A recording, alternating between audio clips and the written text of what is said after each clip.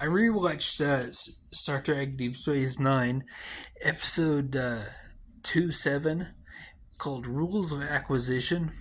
But this isn't really a reflection on the episode as much as it is a reflection on, as the title suggests, Ferengi females. I don't like restricting people to the binary system, male, female, but I know that's how it is on Ferenginar, and actually most Star Trek. It's very binary, male and female. Well, most of the old Trek, some of the new Trek's a little bit. It actually acknowledges the gender spectrum a little bit better. I like that.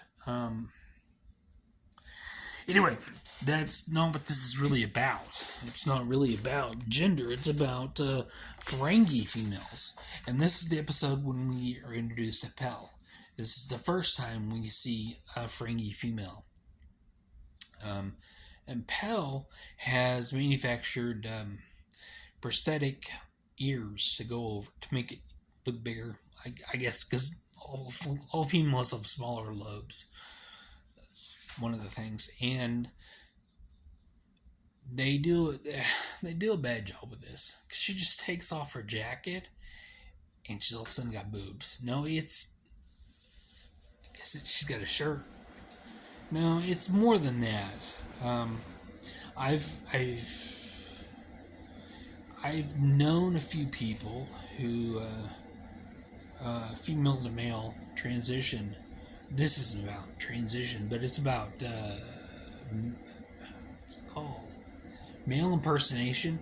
You gotta wear a binder. You do. I mean, when you got boobs, you gotta wear a binder. And I think they could have delved into more of the what Pell has gone into in order to live in society than lobes and a jacket. There's more to it. But Pell has worked hard to live in society because in Ferenginar, like I said, are really binary, and they actually have a law that women can't wear clothes and can't leave the house, and definitely can't conduct business. But she advises Quark on a really important deal, and before it's revealed that she's a she. Pell does the advising, and then when it comes out that you're a woman, whatever. I can't really simulate Zek's voice. Nega Zek was on there.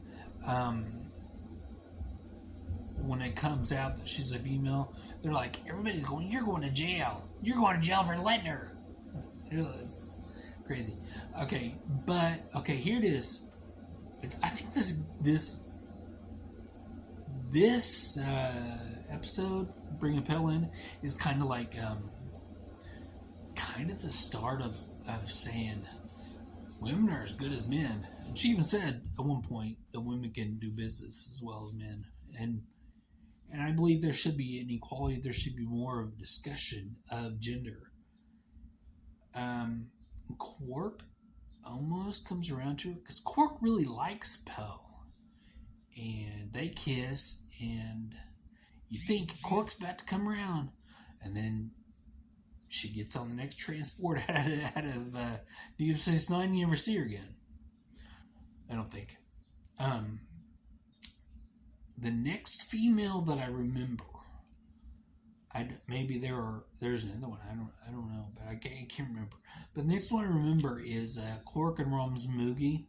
She I think she kind of leads the gender revolution, if I remember correctly, because I think she talks some other females into getting out, and Zek, Grand Negus Zek, and their Moogie end up hooking up. So I like when Star Trek touches on social issues like gender equality. They don't really get far into it. Some of the newer Trek uh, recognize the spectrum, and I think that's important. There's male, female, binary, and all this other stuff. I identify myself as cis male, but I know I have a lot of traits that are over there. So it's like, I recognize that there's a spectrum, basically. And I wish more Trek did that. It wasn't just about male versus female, but it's big on Ferengi, so that's why I call it Ferengi females.